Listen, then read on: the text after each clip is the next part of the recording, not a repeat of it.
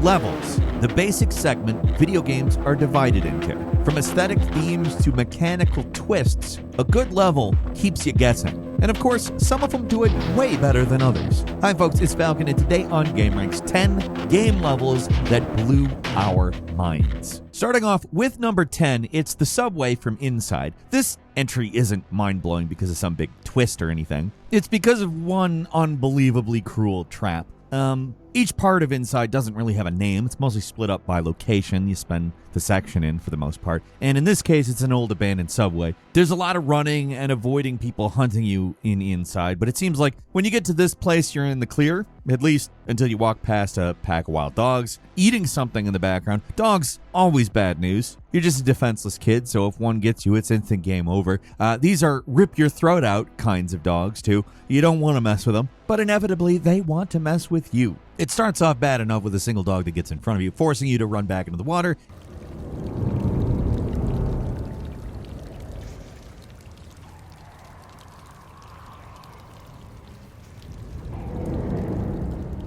And get around it, but after that, things just get cruel. The entire pack starts running at you, and, well, you think you're in the clear because there's a fence, but it doesn't take too long for the dogs to just run around the fence and start chasing you again. Surprise! There's a boarded up door here. Try to just make a run for it and pull the boards off, and you're dead. The only way to survive is to run back to the fence, bait the dogs over, painstakingly remove one board at a time. It's so tempting to just try to get the door open, but it just doesn't work. The only way forward is to survive this miserable dog gauntlet and hope that they don't eat you before the last board comes off. It's a nerve-wracking moment that's relatively small, but stands out because of just how cruel the whole thing actually is.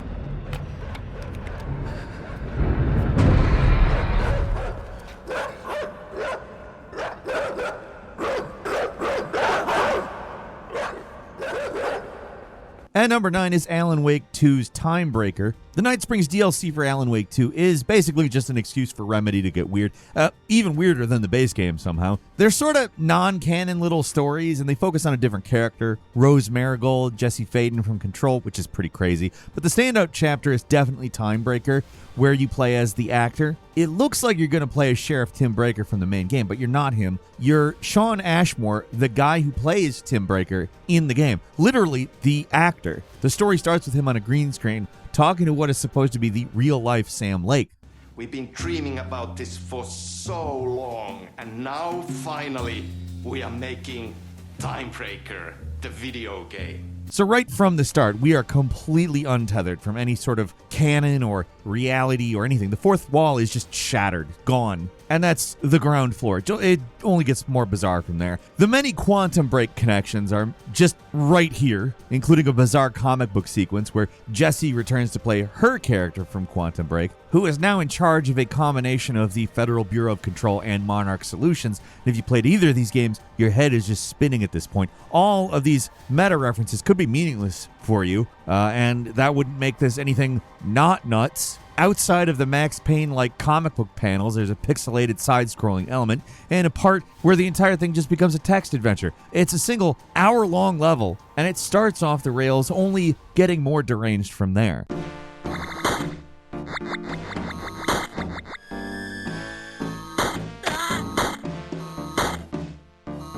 At number 8 is Marvel's Spider-Man 2, the Don't Be Scared Venom level. We knew Venom was coming. It was going to happen eventually, but no one expected things to go down like this. The setup, predictable in a comic book way. Spider-Man wants to dispose of the symbiote for good. Harry wants to stop him. Things go awry. Harry finally becomes Venom. I'm not sure what I expected to happen next. I just assumed there would be like a hopeless boss fight or a chase segment or something, but they throw a curveball at you. Rather than the obvious thing, they give you the direct control of Venom for this mission and only this mission. So you're smashing through stuff in Oscorp, demolishing his private security and destroying everything that stands in your way. What's so unique about this segment is that Venom completely plays differently than Spider-Man.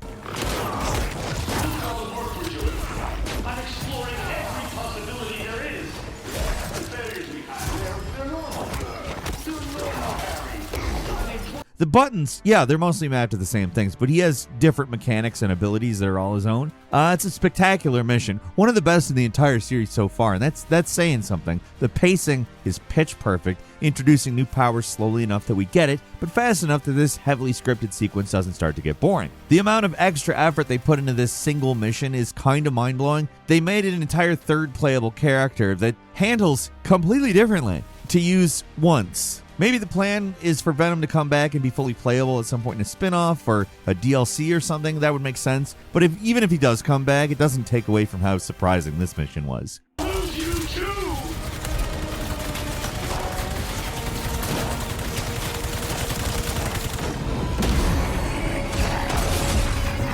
And number 7 is Still Wakes the Deep's third visit, the accommodation. There's only one place you generally feel safe in horror games. It's the vents. Not in all of them. I'm pretty sure the Alien and Alien Isolation will still get you if you try to hide in a vent. But most games, they're safe. Still Wakes the Deep is mostly the same. This cinematic horror game has multiple sequences where your best bet for getting away from the horribly mutilated clutches of your former crewmates is to escape into a vent.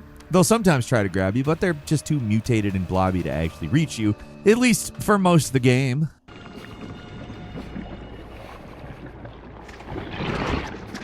What's wrong with him? By the end, the entire oil rig you're on is just falling apart. The alien, or whatever, infestation, has infiltrated the entire structure, so just getting around is like trying to navigate a maze. There's someone still hunting you, too, and the mutated remains of Trotz is still crawling around, muttering to himself like he's still alive. The entire time you're here, you're forced to evade this guy, sneaking past him and narrowly getting away from him when he spots you, but eventually you get to a point where you have to make a run and crawl into the usual vents, but he does not stop there. He just keeps coming at you, and it is terrifying. It is purely a scripted moment, but damn if it is not effective. They took away your one and only safe spot, so now everything is fair game. I think he heard me.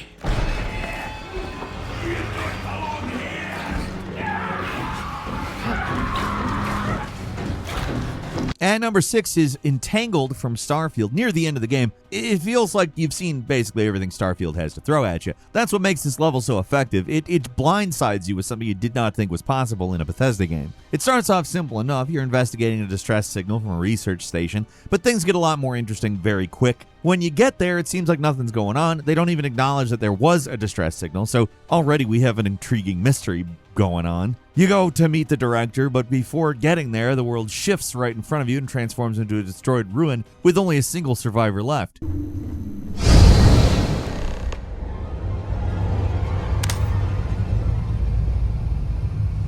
Huh? Who's there? Oh, thank God. Finally, someone came. It's a cool trick I never expected to see in one of these games, and the many scripted switches between the two different universes make for a very surprising and fun mission. They even give you a choice that has actual consequences at the end. Not quite as impressive as missions like Cracking the Slab or Cause and Effect, but those games were short and sweet, and this mission pops up in the middle of a 50-hour plus RPG. It's surprising and unexpected, and easily the highlight mission of the game.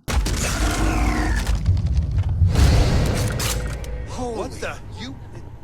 Security breach! Go! Everybody out! For it! Out of my way! Yes. Hello?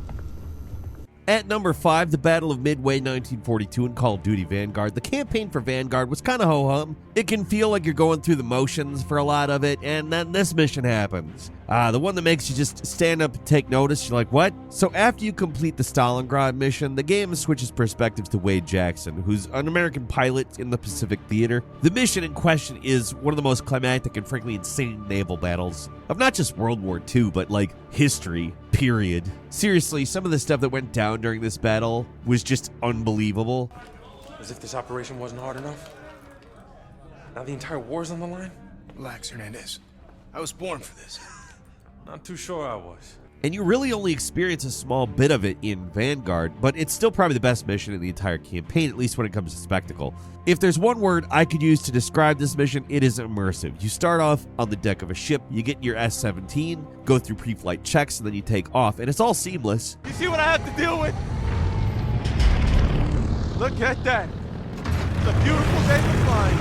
The actual playing control's dead simple. The entire mission is really more of an interactive cutscene, which is for the best because the focus is mostly on the still pretty impressive now visuals. Like, this is pretty, seriously, at least as pretty as, you know, horrifying death can be. Even though you're pretty much taking just a guided tour, the mission really makes you feel like part of the action. It's really chaotic and intense. The part where you dive bomb the Japanese aircraft carrier, it's absolutely perfect. The build up, the terrifying drop, and the follow through, it's expertly paced and exhilarating. Overall, pretty short little level. It's almost completely disconnected from the story of the game, but who cares? It's really good.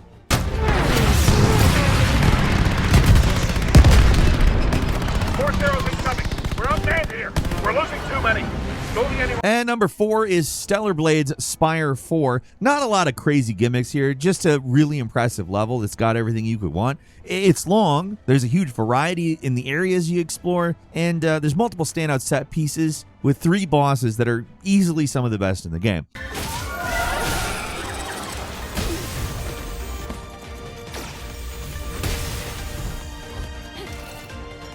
Levels like this show us that Stellar Blade is about as video gamey as it gets, with the final level set in one of those great final level locations, a space elevator. I mean, some games, I don't know, just to have a large elevator in a space station, and that's it. But this game goes all out. There's a dam, a huge baggage area filled with conveyor belts, an entire airport-style entranceway. The elevator itself involves riding up to the upper atmosphere and platforming on the outside of the station. And then you got to escape a collapsing giant elevator. You explore a Japanese-style luxury terminal. And then you finally get to the actual space station, all while fighting new enemies and dealing with some pretty tough bosses. This Geisha thing's a real standout. Just a great boss fight. No real notes here.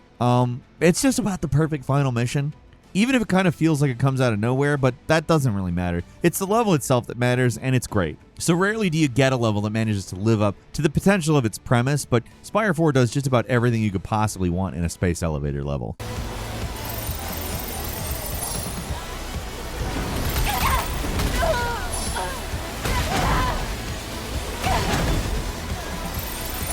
And number 3 is the Resident Evil 4 remake, Separate Ways, or Chapter 6. The DLC, Separate Ways, for Resident Evil 4 really was surprising. For a $10 add-on, they really went above and beyond. You'd think it would just be a straightforward remake of the Separate Ways DLC, the Ada side game added to Resident Evil 4 in the PlayStation 2 version. Oh, but it's more. There's new enemies, new locations. They bring back a boss from the original RE4 that got left out of the remake. And this is all before Chapter 6. So it seems like they've already added everything new at this point. All that's left is to get the Ada version of the Sadler fight and wrap things up. But that's when the most mind-blowing thing in maybe the entire Resident Evil 4 remake happens. You get ambushed by an entirely new monster.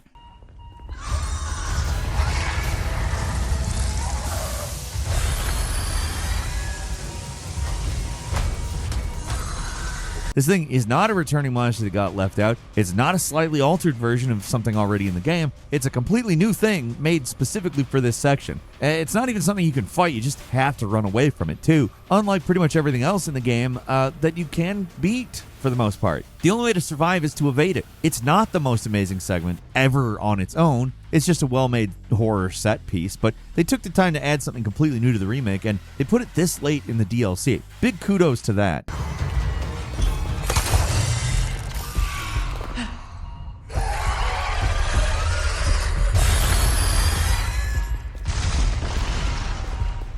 And number 2 is Firestarter in Cyberpunk 2077. After rescuing the president at the start of the Phantom Liberty expansion, your main goal shifts to rescuing Songbird, which ends up being a lot more difficult. They hook you in with rescuing the president, but they keep you around for the interpersonal drama. For multiple reasons, you're doing prep work to finally get her out, but when the mission actually begins, you find out that Songbird might not actually want to go back to her old job of working for the government. So during the climax of the mission, you're given the choice of either helping Songbird escape or literally capturing her.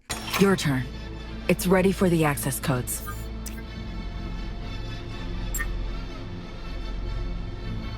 What makes the mission so mind-blowing is simple. That choice you make at the end actually really matters. And not just a little, it's a lot. Depending on the choice you make, the final sequence of missions of the DLC are different. It doesn't just change the epilogue or like one short story segment or something. Depending on the choice, it completely alters what happens next. And the final missions are completely different. I'm talking completely different story, different locations, enemies, everything. It cannot be understated how few games actually do this. For as many games that like to claim your choices matter, they're very rarely altering the story in any meaningful way, on this level especially. This choice, on the other hand, it changes things. How the story ultimately resolves is mostly the same, but everything leading up to it can go in two wildly different ways. And it's pretty mind-blowing to find out that when you go back and take the other choice, expecting things to mostly be the same, like in every other game, they're not, or even a little. That's what makes it mind-blowing. It's one of the few choices in video games that really, really matters. Hansen's dogs could Come on, Sumi. Final stretch. Toward the gate. Carl be there. Thank you, V. And finally, at number 1, it's Elden Ring Shadow of the Erdtree, the Abyssal Woods. So in the DLC, there's a big section of the map with seemingly no way to reach. If you played the base game, you probably think of it like the consecrated snowfield of the add-on, a secret area with a map that's intentionally placed so you have to go through the entire place before you get access to it. Actually getting here is kind of a secret. You need to enter a secret in the Shadow Keep, then follow the river down a seemingly unrelated dungeon, except when you enter the boss door, instead of finding the usual underground boss chamber, you're suddenly stepping out into a gigantic forest.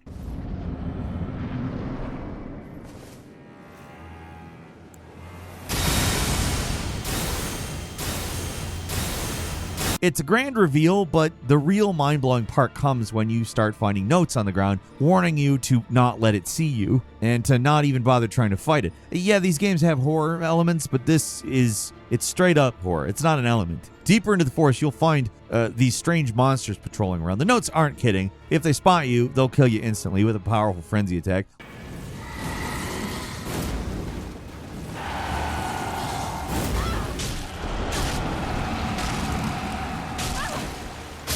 Literally, the only way to get through this area is to sneak around in the tall grass and not make any noise. There is no way to actually kill these things. Well, actually there is, but at first they seem completely invulnerable. And that's in a game where literally every other thing in the game can be dealt with by smacking it around with a sword. It's not actually all that unfair or difficult, it's just so different and unexpected that it's sort of mind-blowing.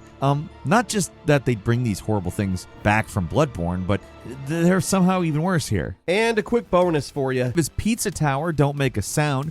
This oddball indie curiosity has a few gimmick levels. I mean, what platformer doesn't? But this specific level it's a standout. Sure, there's kind of a golf level and a level in space, stuff like that. But it's mind-blowing that there is a level based around, and I'm not kidding, Five Nights at Freddy's. It's a full-blown horror level in the middle of a Wario-inspired platformer. Completely insane, but honestly, it's kind of brilliant. It's a game about pizza. Chuck E. Cheese famously had pizza, and Five Nights at Freddy's was inspired by places like Chuck E. Cheese's and Showbiz Pizza, so there's your level. It's set in a sinister indoor kiddie theme park. There's patrolling enemies around. If they catch you, you get swarmed by unkillable monsters that, of course, trigger a screamer when they catch you.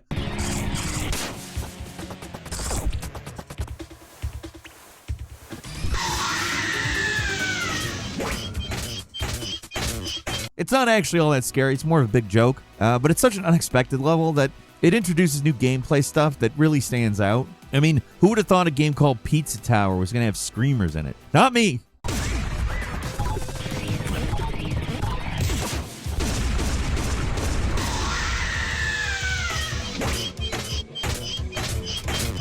And that's all for today. Leave us a comment. Let us know what you think. If you like this video, click like. If you're not subscribed, now's a great time to do so. We upload brand new videos every day of the week. Best way to see them first is, of course, a subscription, so click subscribe. Don't forget to enable notifications, and as always, we thank you very much for watching this video. I'm Falcon. You can follow me on Twitter at Falcon the Hero. We'll see you next time, right here on gameranx.